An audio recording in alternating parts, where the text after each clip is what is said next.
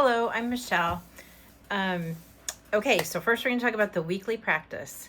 I am slightly ashamed to say, or feel silly to say, I was not very into doing this. And at first I was very annoyed that I had to stop and sit down because I feel like I'm always trying to do like 50 things at once and I have too many things to do. And the only way that I can get everything done is to run faster and drink more coffee and try to do more and more and more as fast as I can. And obviously, that is very unhealthy. I majored in psychology as an undergrad. I did a great deal of graduate work without finishing a degree in health psychology and exercise physiology. So while I know up here that that's not true, it doesn't always carry out in my life. Um, as the week went on, I found that the practice left me feeling more grounded and like it was okay to stop and slow down. And I have another class where we slowly read scripture, the same passage of, I think it was like 12 verses, 3 times through and just thought about it. And that class also gave me permission to slow down. Um, the main thing that I noticed was doing this practice made me a lot more aware of physical pain that I'm trying to ignore. Um, and I think that's good, but sometimes you do have to kind of squash it down if you don't have time to address it. But I think I do that too much. Um, so I think overall it was a good thing, and I grew by the end of the last day of doing that. The content that I touched base with, or that I identified with the most, was the video of Cutter Calloway and Hillary McBride talking about her book. I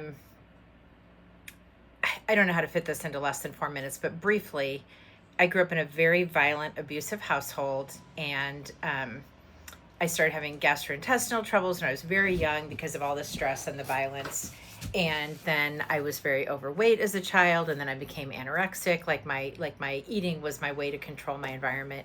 Then I married a very bad man who said he was a Christian, who thought that he had the right to touch me whenever and however he wanted to, because it's like I was his property. And so I gained the weight back after the anorexia. And even as a child, physical exercise was very looked down on in my household. My mom, when I was a teenager and I would ride my bike miles and miles a day, she would tell me it was making my legs look big. If I was going out of the house without makeup on, she would tell me how terrible I looked and tell me that I was not to leave without makeup on. I bought a weight bench with my own money that I had saved up for to keep in my room, and I was made to donate it immediately because she didn't want it to be in a bedroom. She wanted the bedroom to be fancy with her antique bed in it. And she discouraged weightlifting and things like that.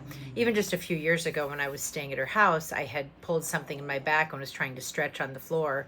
And she came in and started screaming at me and telling me I didn't have time to lay around stretching my back. I needed to get up and get moving. So it has been a long process of me giving myself permission to take care of my body, and it bears the scars of not having done so enough over the years.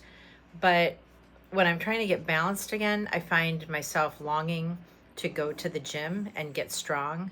And I'm very frustrated that right now I cannot do that because I've got a hernia surgery that needs to get done. So I feel like it's limiting my ability to heal. I am getting to 4 minutes, so I'm going to stop. I hope that I've done this right. I have so much more to say, but I look forward to reading your responses. Take care. Bye.